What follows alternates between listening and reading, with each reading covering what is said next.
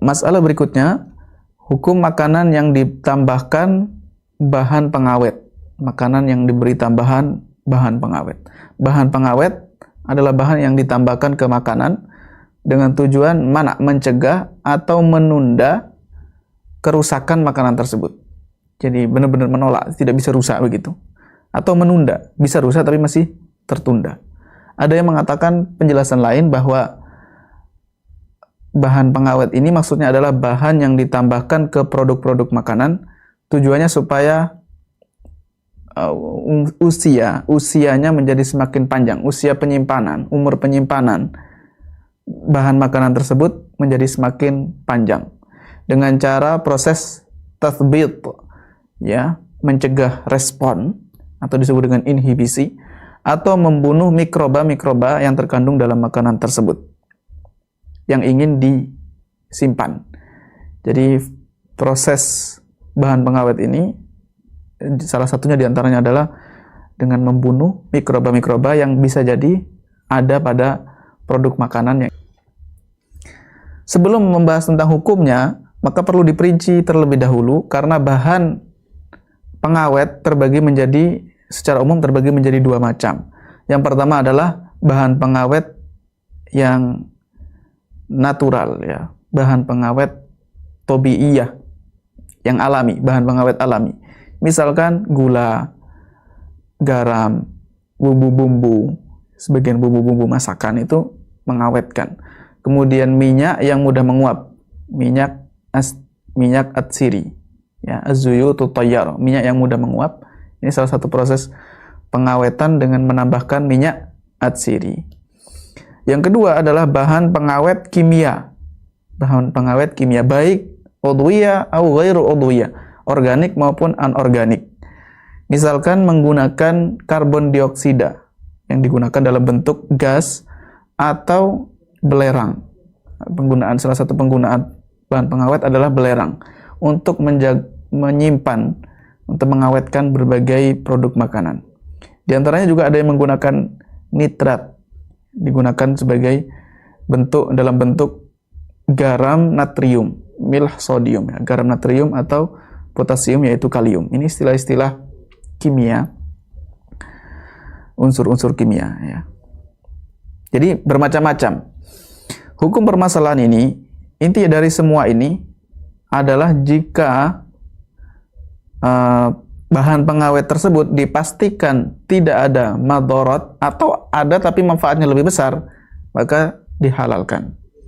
Nah, jadi kata kuncinya adalah ditimbang antara manfaat dan madharatnya. Maka harus diteliti terlebih dahulu. Jadi berbeda-beda setiap penggunaan bahan pengawet menghasilkan hukum yang berbeda. Tidak bisa dihukumi satu begitu. Yang penting semua bahan pengawet tidak diperbolehkan, itu nggak bisa. Karena jenisnya pun berbeda-beda, sehingga perlu ditimbang, diketahui dulu, diobservasi, diteliti bagaimana bahaya-bahaya yang ditimbulkan, baik jangka pendek maupun jangka panjang, baik bagi manusia maupun yang lainnya, mengkonsumsi maupun yang lain. Kemudian ditimbang antara manfaat yang ingin didapatkan, apakah seimbang atau mana yang lebih dominan. Dari sini maka poin yang pertama, adanya bahaya bahan pengawet. Disebutkan dalam kitab ini sangat sulit, termasuk sulit, ya, menemukan bahan pengawet yang tidak mengandung bahaya. Sulitnya menemukan bahan pengawet yang tidak mengandung bahaya, karena normalnya makanan atau minuman, suatu benda itu pasti akan mengalami proses kerusakan.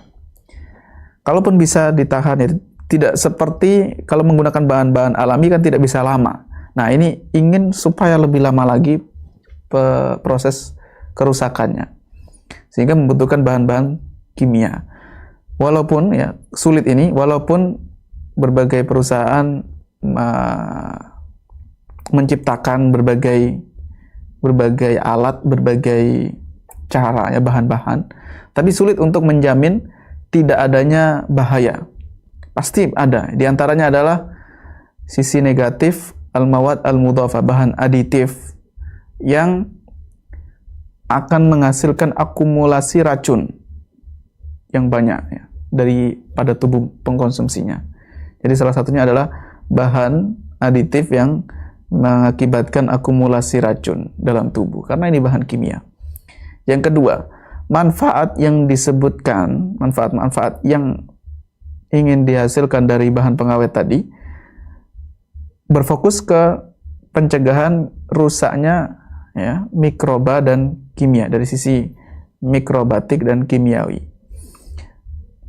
menghentikan aktivitas serangga dan pengerat, serta menjaga makanan. Jadi ini fungsi-fungsinya bahan pengawet tadi, serta mengambil manfaat dari kelebihan-kelebihan produk makanan, memperpanjang masanya. Karena kalau dari sisi perusahaan itu, kalau rusaknya lama, maka keuntungannya menjadi semakin banyak.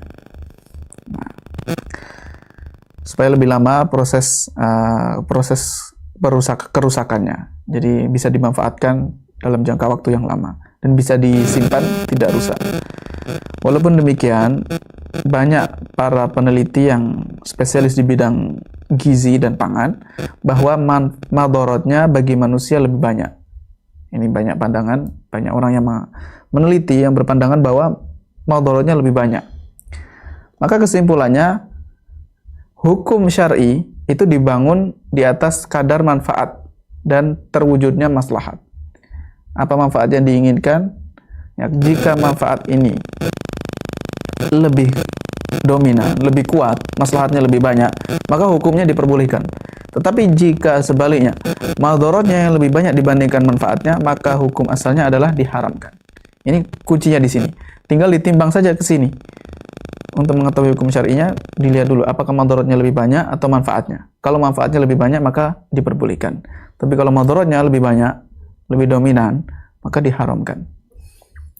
Nah, karena tidak mungkin ya dihasr, dibatasi jenis makanan ini. Pasti akan ditemukan hal-hal yang baru, inovasi yang baru terkait cara mengawetkan makanan. Dan itu kembali ke manfaat atau madorotnya. Rujukannya adalah Hifdzul Aghdiyah di Dr. Muhammad Mumtaz Al-Hindi, Al-Mursyidu fil Ghidha, Dr. Nizar Dandash, kemudian Al-Musartanat, Dr. Abdul Hamid Muhammad, dan An-Nawazil fil At'imah.